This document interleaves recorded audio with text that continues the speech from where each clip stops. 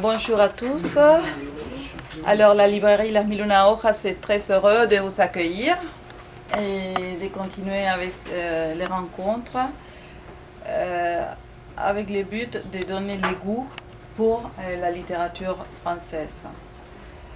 Cette fois-ci, c'est pas la rencontre avec un écrivain, sinon avec un spécialiste de Marguerite Yourcenar. C'est un Argentin, mais vraiment il a fait des études et c'est comme un Français. Il appartient à l'Association internationale de Marguerite Yourcenar, c'est Juan Miguel Dotas. Et à un moment donné, quand on a commencé à parler de cette rencontre, on se disait que ça serait intéressant de donner les goûts pour cette femme qui s'est parfois raconté un peu aussi sa vie, que c'était la première femme qui rentrait à la Comédie Française. Et voilà. Et donc je laisse la parole. Et si jamais vous n'en entendez pas, on fait comme si on était dans le hall de la maison. C'est vraiment chez nous. Hein? Voilà. Bon, je tiens d'abord à vous remercier d'être là aujourd'hui. Très spécialement Monique Freire Zekeliskovic de cette invitation à parler de Marguerite Yourcenar, la première femme élue à l'Académie française en 1980. Je remercie aussi la Société yourcenarienne dont je pars.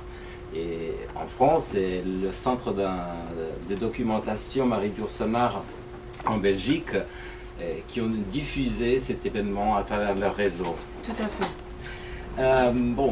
On essaiera aujourd'hui de parcourir de manière plus haut, ouais, impeccable. On essaiera aujourd'hui de parcourir d'une manière sommaire, bien évidemment, parce qu'on n'aura pas tout le temps de le faire, la vie et l'œuvre de Marguerite Yourcenar.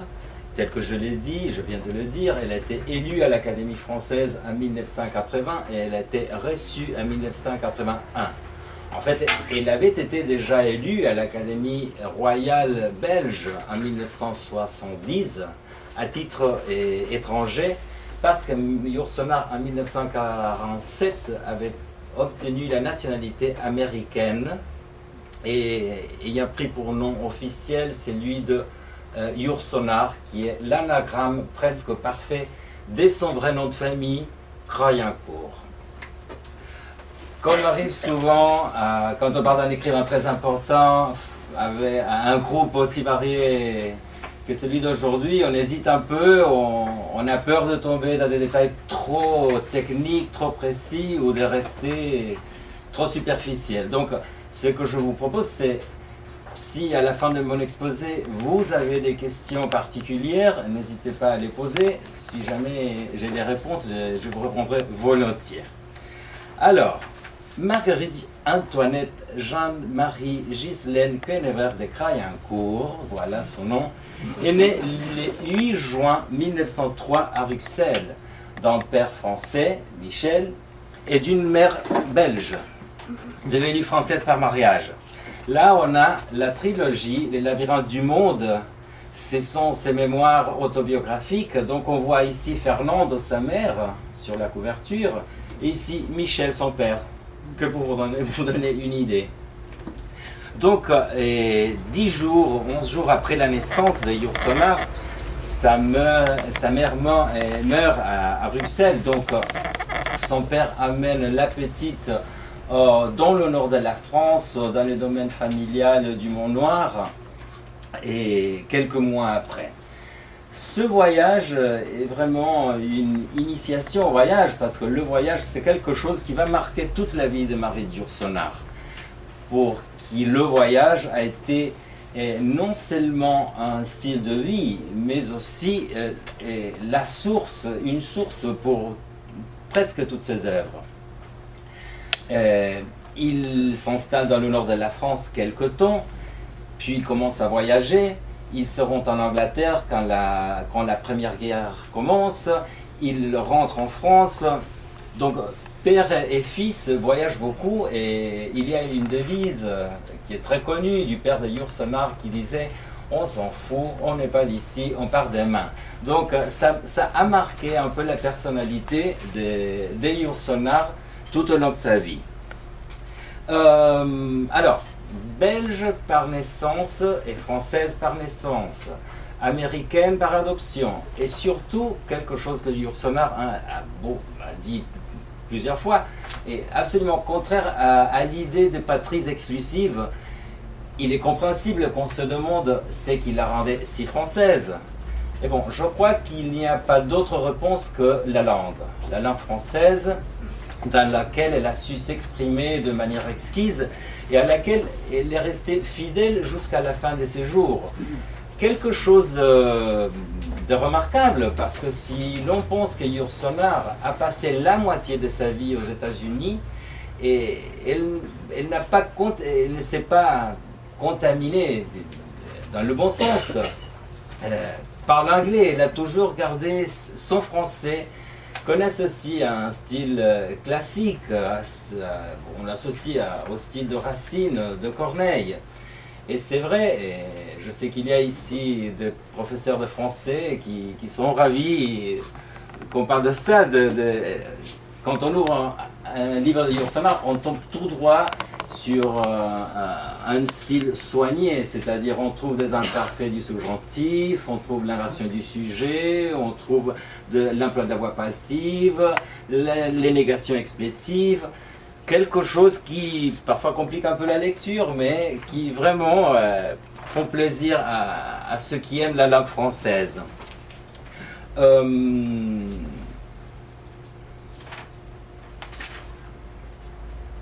En termes d'écriture, Yourcenar, oui, c'est important de dire ça, il refusait l'idée de la différence entre hommes et femmes. Elle disait quelque chose semblable à ce que dit aujourd'hui Annie Ernaux. Je ne suis pas une femme qui écrit, je suis quelqu'un qui écrit. Donc, homme ou femme, pour elle, c'était la même chose en termes d'écriture et de toute autre manifestation artistique. Donc c'est vraiment un drôle de paradoxe que le premier lieu d'affrontement avec les hommes pour Yourcenar ait été l'Académie française, parce que l'Académie française, jusqu'à 1980, n'avait pas admis de femmes. Donc on s'étonne de connaître par exemple l'opinion de Claude Lévi-Strauss qui a dit on respecte les lois de la tribu. Donc, elle a été présentée à l'Académie française par Jean d'Ormesson. Yourcenar n'a pas présenté sa propre candidature, quelque chose qui est possible, mais c'est Jean d'Ormesson qui l'a présenté. Jean d'Ormesson admirait l'œuvre de Yourcenar. Lui, il avait travaillé avec Caillois, et c'était en fait la place de Roger Caillois qui était disponible, le fauteuil en fait, on parle de ça, à l'Académie française. Donc, c'est lui qui a présenté sa candidature et finalement, elle a été acceptée. On voit dans les discours de Jean d'Ormesson, dans les discours de réception, quand il dit « ce n'est pas parce que vous êtes une femme que vous êtes aujourd'hui ici, c'est parce que vous êtes un grand écrivain ». Donc, on peut penser, on voit là cette misogynie implicite dans cet énoncé, mais il ne faut pas se tromper parce que Jean d'Ormesson a soutenu sans trêve la candidature de Yourcenar. C'est une sorte de médiation, ce qu'il fait là avec ces mots. Et la réponse de Yourcenar est magnifique parce que Yourcenar, qui n'avait jamais fait des différences entre hommes et femmes en termes d'écriture, elle rend hommage aux femmes. Et alors elle dit qu'elle se trouve entourée de l'ombre de ces femmes qui auraient pu être admises à l'Académie française. Elle parle de Madame d'Estel, de Colette, elle parle de George Sand. Elle dit, elle aurait pu être ici avant que moi. Donc, une autre question que je pensais qui était très intéressant pour aujourd'hui, c'était c'est quoi les liens entre Yourcenar et l'Argentine? Parce qu'on est dans la semaine de la France en Argentine.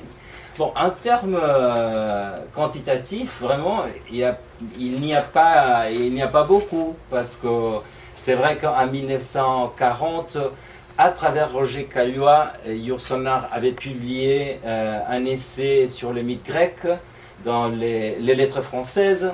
Et il a fait la connaissance des sœurs Ocampo, notamment des Victoria, et il a publié un court essai de 2 pages sur l'œuvre d'Enrique Larreta en 1928, mais il n'y a pas... bon, l'amitié, la grande amitié qu'elle a eue avec Sylvia Baron-Supervielle, un autre écrivain qui était aussi sa traductrice. Pourtant, il faut voir pourtant l'importance, les liens les plus importants entre Yourcenar et l'Argentine.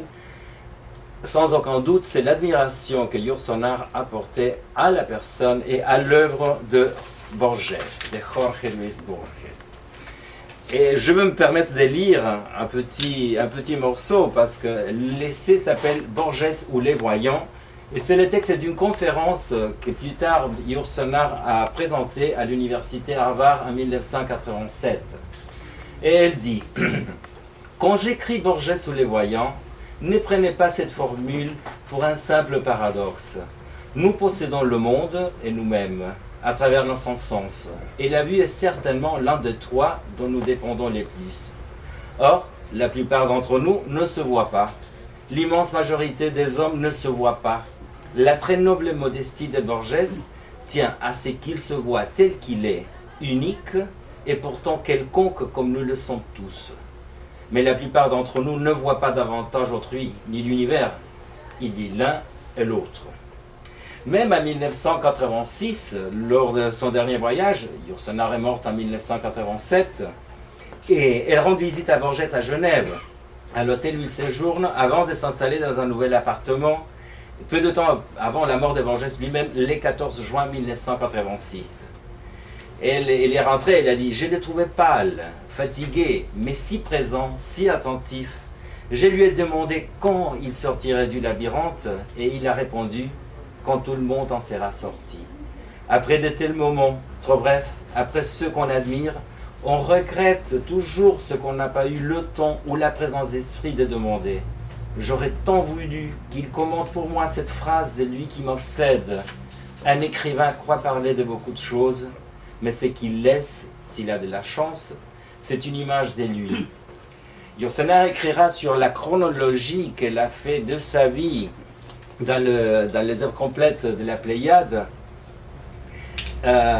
Retour par Genève pour voir Borges, avec qui elle passe un après-midi, 6 jours avant sa fin. Rentrée à Paris, elle apprend la mort de Borges. Mais revenons à Yourcenar. Mais je pense que les gens pouvaient passer un peu plus ici, pouvaient avancer. Je le vois d'ici, qu'ils ne sont pas très à l'aise. Venez, venez.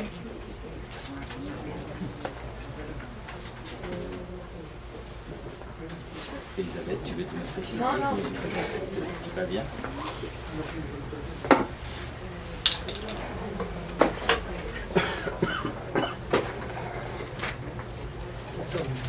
Je vous ai dit que le voyage était source d'écriture. Et on le constate, j'ai demandé à Monica, qui gentiment l'a fait, de mettre ici les livres de Yourcenar pour pouvoir les montrer et raconter. Anna Soror est née plus fort. Okay. Anna Soror est née d'une semaine sainte passée à Naples. Dans l'œuvre noire, il y a des personnages qui ont été créés à partir des expériences vécues en Autriche, oui. Quoi d'autre? Les mémoires d'Adrien sont nées en 1924 quand Mère Yourcenar découvre pour la première fois la Villa Adriana. Elle adorait l'empereur Adrien et elle était obsédée par lui. Elle a commencé ses projets en 1924, mais l'œuvre ne sera finie qu'en 1951. Donc il faut voir que le voyage est pour elle quelque chose de fondamental. En 1929, le père de Yourcenar meurt et c'est la même année dans laquelle elle publie son premier livre, absent sur cette table mais présent dans la librairie, c'est Alexis ou les traités du vin combat. Alexis ou les traités du vin combat, et c'est l'histoire d'un jeune musicien homosexuel qui quitte sa femme et son enfant parce qu'il veut vivre en respectant ses propres lois. Et il va essayer de faire ça.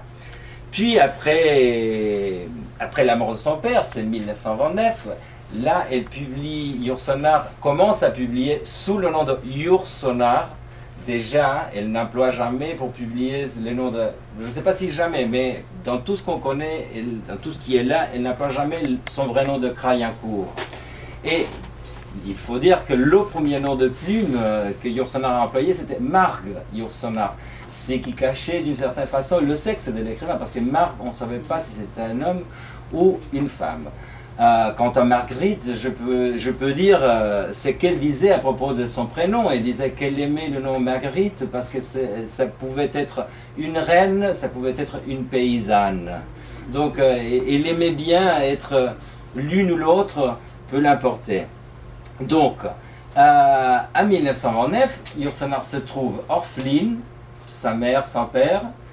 Elle a de l'argent pour faire ce qu'il veut, au moins pendant 10 ans. Donc elle commence à voyager et elle découvre dans les années 30 la Grèce. Elle découvre la Grèce grâce à André Frénion. André Frénion, un écrivain qui est le lecteur de son œuvre et qui apprécie beaucoup ce que Yourcenar, les textes de Yourcenar, est surpris qu'une femme qui aime tellement la Grèce n'ait jamais vu ces pays-là. Donc il propose de faire un voyage avec Yourcenar et Gaston Bessette. Le problème, c'est qu'André Frénion, qui est très intelligent, très beau, est homosexuel et Yourcenar tombe amoureuse follement de lui. Donc, ça va être une situation un peu compliquée, vraiment, elle se trouvera éprise d'une forte passion terrible et elle nous laissera le témoignage d'un feu, que je ne vois pas ici, mais voilà, c'est ça, d'un feu. Feu, ce sont des proses poétiques insérées dans des récréations des mythes, tels Phèdre, Achille, même Marie de Madeleine. Mais il suffit de lire l'incipit de ce livre pour comprendre comment elle s'est trouvée. Parce qu'elle commence par dire « J'espère que ce livre ne sera jamais lu. Il y a entre nous mieux qu'un amour, une complicité. » Mais bon, c'est une passion qui est aussi la source d'un autre texte, de Le coup de grâce. Je le trouve ici. Le coup de grâce. L'histoire d'un triangle amoureux dans les guerres baltes, à Courlande, l'histoire d'Éric, Conrad et Sophie. Mais ces deux textes n'auront pas de forme jusqu'à la connaissance que Yourcenar a fait d'un intellectuel, d'un psychanalyste et poète grec qui a marqué aussi sa vie, qui était Andreas Ambirikos, que Yourcenar a franchisé, parce qu'on voit ici dans la dédicace à André Ambirikos. Ambirikos a fait un long voyage avec Yourcenar en Grèce. Et c'est Michel Sard de la Société yourcenarienne, dans sa biographie, qui le dit de façon très claire. On ne peut pas dire qu'il y ait eu une relation amoureuse entre Yourcenar et Ambirikos. Mais c'est l'influence d'Ambirikos en tant que psychanalyste qui a permis à Yourcenar de boucler la boucle, de finir avec cette passion amoureuse envers Frénion et pouvoir continuer. En 1937, on est déjà en 1937, Yourcenar fait la connaissance d'une femme, de Grace Frick, une américaine qui fait son doctorat aux États-Unis, mais qui est de passage en Europe. Elle était en Angleterre, elle traverse la Manche, elle est à Paris, elle fait sa connaissance, elle tombe amoureuse, elles font un voyage ensemble, elles voyagent pendant quelques mois. Plus tard, Grace doit rentrer aux États-Unis. Elle invite Yourcenar à passer quelque temps chez elle. Et Yourcenar accepte volontiers cette invitation de passer l'hiver aux États-Unis. Un hiver qui commence en septembre et qui finit en avril. Vous voyez, Yourcenar aimait voyager. Elle n'avait pas de problème d'aller s'installer à droite et à gauche. Elle rentre en Europe pour finir l'écriture de Le coup de grâce, qu'elle commence à Capri, mais elle finit à Sorrente. Et en 1939, la Deuxième Guerre mondiale commence. Yourcenar se trouve à Sierre, en Suisse romande, le 1er septembre. Donc elle regagne Paris, elle est désespérée, elle n'a pas de domicile, elle n'a pas de maison. Elle habitait dans les hôtels à Paris, notamment des hôtels qui étaient sur la rue de Rivoli, l'hôtel Wagram qui n'existait plus. Sinon, elle avait un petit pied-à-terre en Suisse et elle passait le temps en Grèce. En Grèce, elle avait rencontré Constantin Dimaras, un autre intellectuel grec avec lequel elle a commencé la traduction d'un poète grec, Constantin Cavafy, dont la présentation critique de l'œuvre de Cavafy se trouve dans ce livre-là. Mais bon, Yourcenar devait faire quelque chose, donc elle a demandé un poste pour s'installer en Grèce. Mais malheureusement, on lui a dit non. Malheureusement pour elle à ce moment-là, heureusement pour nous, parce que la Grèce après a été accablée par la guerre, on le sait bien. Donc la seule chance, la seule possibilité qu'elle a, c'est d'accepter l'invitation de Grace Freak, d'aller retourner aux États-Unis, passer quelque temps là-bas, et puis après voir comment ça se passait. Donc Yourcenar part convaincu, absolument convaincu, que ça ne durera que quelques mois, et elle y est restée toute sa vie. Parce que vraiment, elle vivra avec Grace Freak et jusqu'à sa mort à Petite Plaisance, et elle est morte en 1947. Grace est morte avant, on va parler de ça tout à l'heure.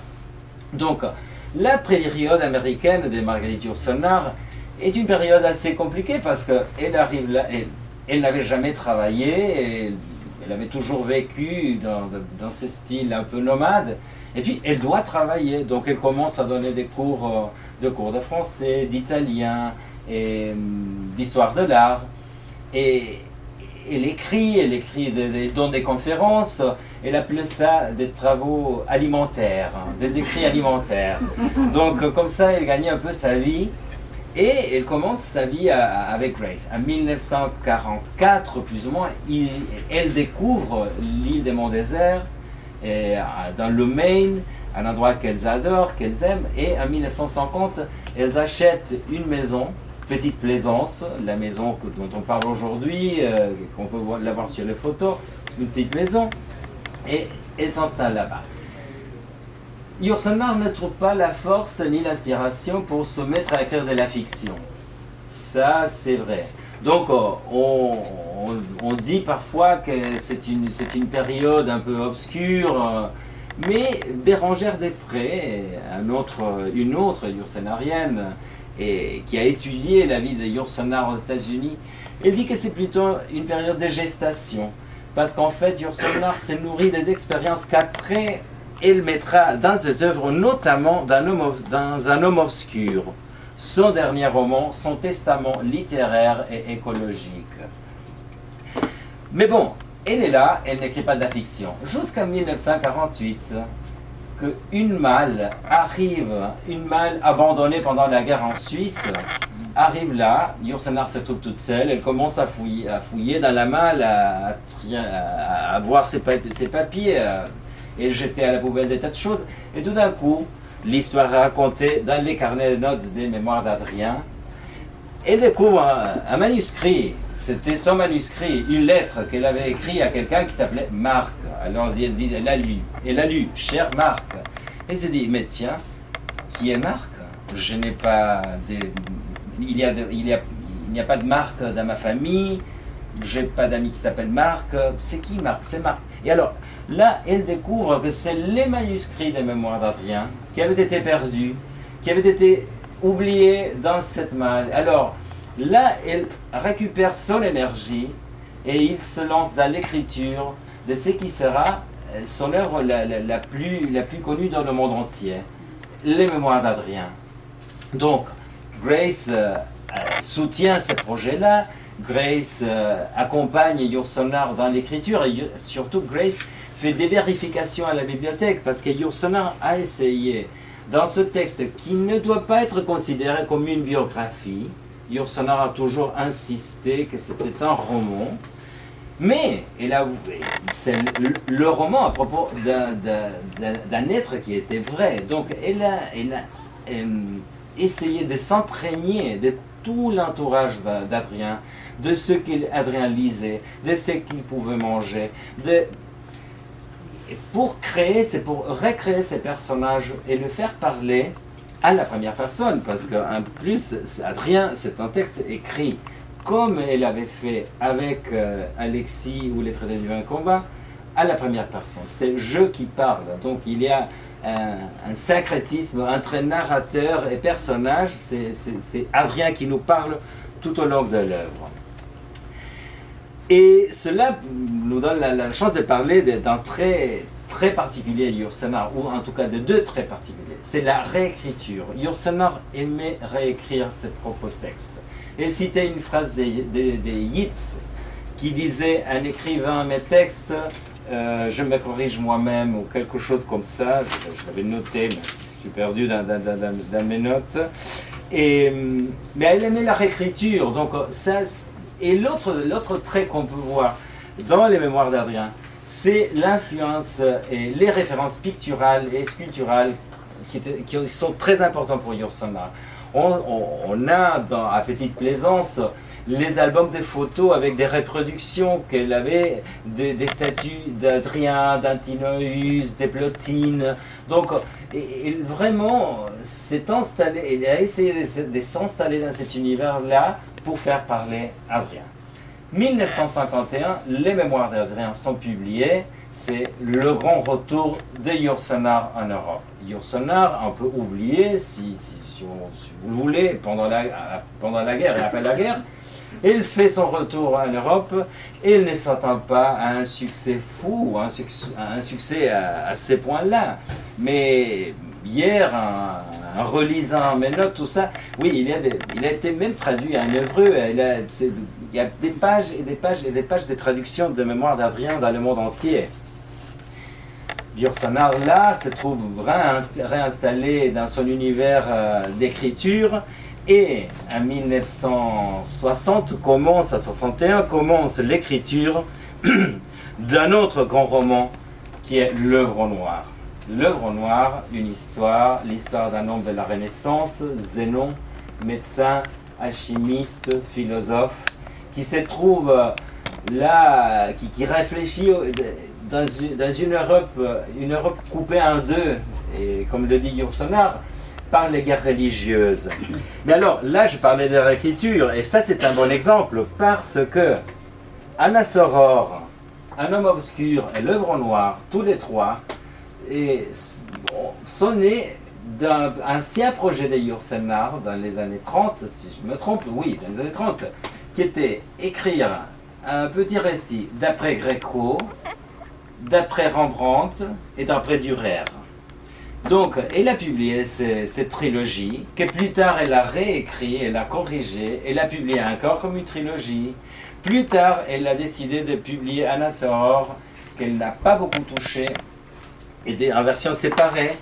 Et d'après Dürer et d'après Rembrandt, ont donné lieu à ces deux romans, à L'œuvre noire, où on peut reconnaître dans la description des mains de Zénon une gravure de Dürer. On peut vraiment regarder le tableau et voir. Mais il y a aussi des références picturales absolument explicites, comme les Jardins des délices de Jérôme Bosch, ou même dans Le coup de grâce, elle parle du chevalier polonais de Rembrandt. Donc, je crois que ça montre bien comment Yourcenar touchait, retouchait ses textes, les écrivait, les réécrivait, les corrigeait, et les déniait du rêve. C'est l'histoire, elle a été en 1922 à Rome, donc elle a vu la marche sur Rome de Mussolini. Donc elle a écrit ce texte qui est un attentat manqué contre Mussolini en 1934. Mais la version définitive est de 1951, parce qu'il a décidé qu'il y avait des choses à retoucher. Donc ça, c'est vraiment un trait distinctif de toute l'œuvre de Yourcenar. Donc, on est en 68, mai 68, c'est là que Yourcenar publie en France L'œuvre noire. Exactement en mai 68. Donc, elle se trouve avec Grace, et dans des réceptions pour présenter son livre, et Paris est vraiment au milieu d'une révolution. On connaît bien l'histoire du mai 68. Ce livre a reçu le prix féminin à l'unanimité, quelque chose qui n'avait jamais arrivé depuis la création de ces prix en 1903. 1968, on est là, et là, c'est le problème qui ont déjà commencé avec la maladie de Grace. Grace Frick, malheureusement, dans les années 50, est atteinte d'un cancer, elle essaie de se récupérer, mais finalement en 71, elle doit rester aux États-Unis et Yourcenar avec elle, ce qui ouvre la voie à une période où Yourcenar devra rester aux États-Unis. Quelque chose dont elle a beaucoup souffert parce qu'elle aimait beaucoup voyager, elle avait regagné ce monde européen, mais elle doit rester là-bas. Donc, jusqu'à la mort de Grace, on pense qu'ils ont une vie très calme. Par contre, elles font des voyages aux États-Unis, dans les États-Unis. Et elles vont jusqu'en Alaska, parce que Yourcenar aimait beaucoup les baleines, aimait beaucoup les oiseaux, et Grace aussi. Elles vont jusqu'en Alaska. Et ce témoignage-là se trouve là, dans les premières pages de Le Tour de la prison. Ce que Yourcenar a écrit pour raconter son voyage au Japon. Un voyage au Japon qu'elle a fait, pas avec Grace, mais avec Jerry Wilson. Jerry Wilson, c'est son dernier compagnon. Jerry Wilson, un homme de 30 ans, quand elle le connaît, elle a déjà 84 ans. Donc, vous voyez, elle tombe amoureuse de Jerry Wilson, aussi. Et Jerry Wilson, un photographe, encore homosexuel, comme André Frénion, c'est quelque chose aussi d'étonnant de voir mais qui montre, je ne veux pas que ça soit pris comme un petit potin ou quelque chose de ridicule. Je crois que ça montre aussi l'humanité de Yourcenar, parce qu'on a tendance à imaginer cette dame un peu en marbre, académicienne, style classique, tout ça, intouchable. Mais elle était traversée par les mêmes passions que nous tous. Donc, et bon, en plus, Jerry Wilson, malheureusement, est mort du sida, et c'est quelque chose qui a détruit Yourcenar. Elle s'est trouvée vraiment désespérée quand Jerry est mort. Et puis, quoi dire d'autre, parce que je crois que le temps passe, et... Je simplement vous dirais qu'au début novembre 1987, de mauvaises têtes annonce l'accident cérébral qui aura lieu le 8 et qui emportera Marie Yourcenar le 17 décembre de la même année. Elle préparait son prochain voyage à Inde et au Népal, projeté à l'origine pour le 15 novembre. Elle laissait inachevé le dernier volume de sa trilogie, Quoi l'éternité, le voilà. Le recueil d'essais, un pèlerin, un étranger, et des fragments de son témoignage final sur l'une de ses impressions de voyage, publié de manière posthume en 1991 sous le titre Le Tour de la prison. Le voilà. Là, on voit comment Yourcenar voyageait, et ce qui intéressait Yourcenar quand elle voyageait. Elle avait des agendas, des carnets de notes où elle notait tout ce qu'elle voulait voir, et puis elle s'intéressait à tout, absolument à tout. Soit un petit commerçant, soit les grands musées, elle s'intéressait à tout. Finalement, on a ici quelque chose d'intéressant, ce sont les lettres à ses amis et quelques autres, parce que Yourcenar vraiment a soutenu une correspondance incroyable avec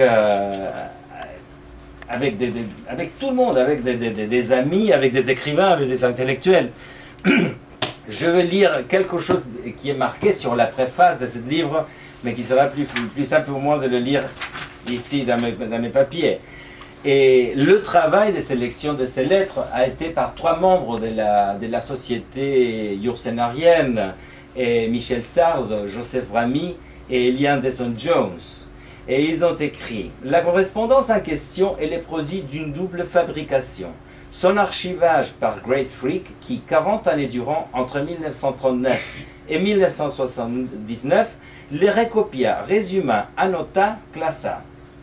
Et d'autre part, l'étrie des archives par Marguerite Yourcenar elle-même, qui, entre 1980 et 1987, répartit les lettres en 3 catégories. Les indésirables, brûlées vives sur le champ, les impertinentes, mises sous scellé pendant 50 ans, les recevables à titre posthume, au nombre de 3000 expédiés à la postérité, c'est-à-dire à la bibliothèque Houghton de Harvard University, un parti du vivant de l'écrivain, un parti à sa mort.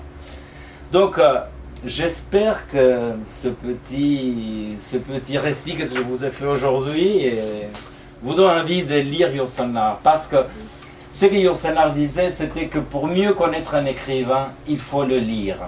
Il y a peu de temps, je parlais avec un spécialiste de Marx qui disait, à la limite, on lit l'interprétation d'un tel, la réinterprétation d'un autre, la relecture, et on finit par ne plus lire Marx. Bon, aujourd'hui, le cas c'est Yourcenar, donc même si on peut lire tout l'apparat critique, même si on peut lire toutes les biographies qui sont très intéressantes et magnifiques, je vous conseille de plonger dans la lecture de Yourcenar, parce que vous trouverez un énorme plaisir.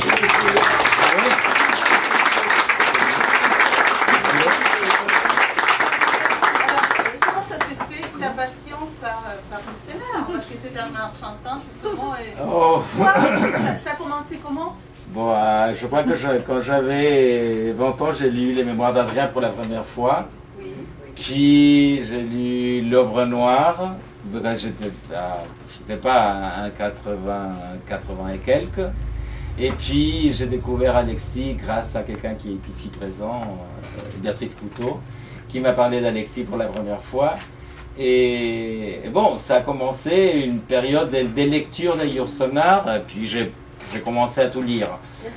Puis quand il a fallu choisir pour ma thèse un écrivain sur lequel travailler, c'est une anecdote un peu privée, mais bon, j'étais avec ma directrice de thèse, alors je disais, bon, je ne sais pas franchement qu'est-ce que je pourrais faire, alors pourquoi, qu'est-ce que vous aimez? J'ai dit, bon, j'aimais Proust, mais Proust a été tellement travaillé, alors vous pouvez bien apporter votre propre regard sur l'œuvre de Proust.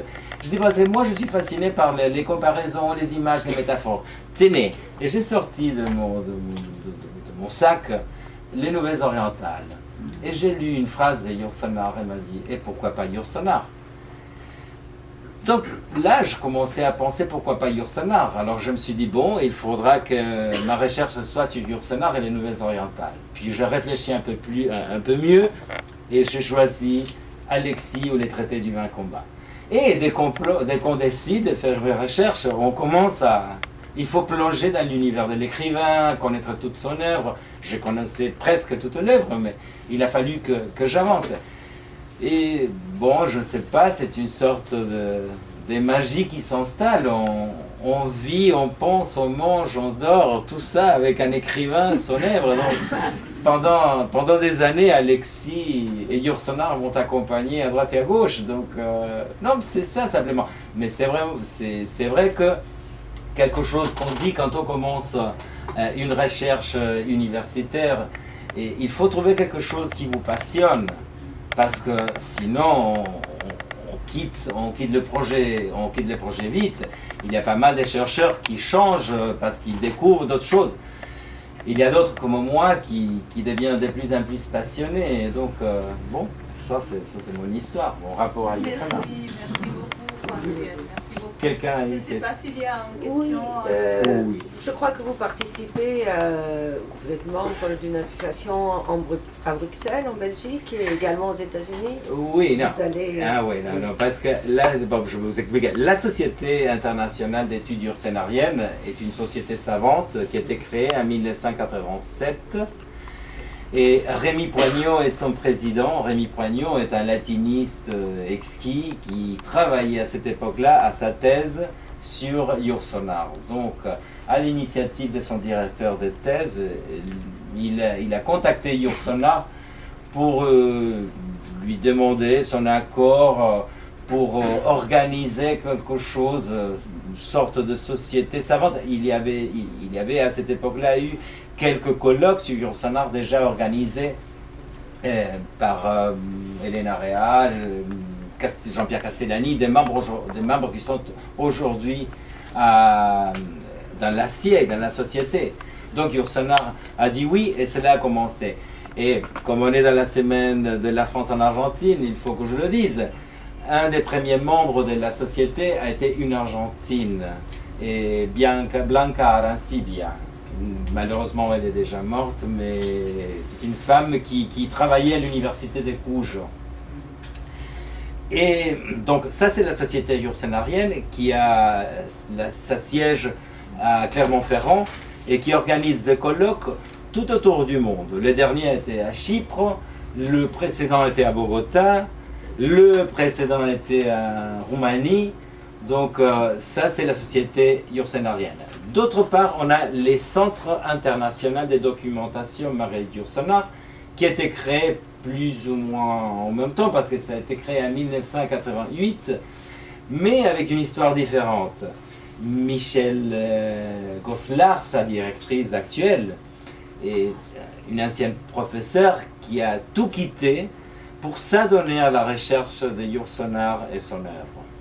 Donc, en 1988, Michel Goslar a décidé d'offrir tous ces dossiers, toutes ces recherches, et de le mettre à disposition du public. Donc, c'est comme ça que le CIDMI a commencé à fonctionner dans les locaux des archives de la ville de Bruxelles. Si quelqu'un connaît Bruxelles, c'est tout près de la gare du Midi, sur la rue de Tanner. Et c'est un centre où on a à disposition non seulement des chercheurs, mais du public en général, toute l'œuvre de Yourcenar. Et il y a des enregistrements, ils font des conférences, ils organisent des visites au collège, ils reçoivent des écoles. Bon, c'est ça, ce sont les deux associations. Et oui, un membre de la société yourcenarienne, Vicente Torres, un yourcenarien adorable, qui est un professeur à Bogota, a créé en 2001 la Société colombienne d'études yourcenariennes. Donc c'est la branche latino-américaine de la société yourcenarienne. Merci beaucoup. Oui. Puisque vous venez de sortir de votre centre de l'univers oriental, et Oui. moi c'est un livre magique, et je voudrais que vous nous disiez tout le monde sur ce livre. Sur l'univers oriental, oui, bon, l'univers oriental, c'est tout un recueil que Yourcenar a fait, des histoires, surtout dans l'Europe, je dirais l'Europe de l'Est aujourd'hui, donc ça serait des histoires, surtout, la Yougoslavie à cette époque-là, et des mythes populaires qu'elle a décidé de recréer et réécrire. Donc on trouve le premier texte, c'est un texte magique, et c'est pour cela qu'il est même publié en édition séparée. C'est comment Wang Fo fut sauvé. C'est l'histoire d'un peintre chinois et comment il est sauvé par son art. Et là, une histoire sympathique, ou que je trouve sympathique, c'est l'histoire du dernier amour du prince Genji. Le prince Genji, c'est un personnage mythique japonais qui a été créé par une femme écrivain que Yourcenar admirait beaucoup. Mais le prince Genji continue à vivre. Et bon, Yourcenar a décidé de le faire mourir dans son histoire, dans cette petite histoire. Et finalement, il y a la tristesse de Cornelius Berg, qui est vraiment une méditation métaphysique, la tristesse d'un peintre qui est déçu par le monde. Mais je ne sais pas, je pense que ce sont des récits qui vont d'un côté à l'autre, qui, je sais pas, c'est très coloré. En plus, je crois que là, je dirais qu'aussi, on voit là comment à ce temps-là, Yourcenar marquait une différence chromatique entre ce qui était l'Europe, le tropisme du Nord, c'est-à-dire la Belgique, le nord de la France, et la Méditerranée et l'Asie, où elle trouve des couleurs, des sensations plus chaudes. Donc il y a la veuve Aphrodisia, par exemple, l'histoire d'une femme qui couvre avec sa jupe jaune, et elle et son amant, et alors c'est comme si le soleil les couvrait, donc c'est très beau. Merci beaucoup.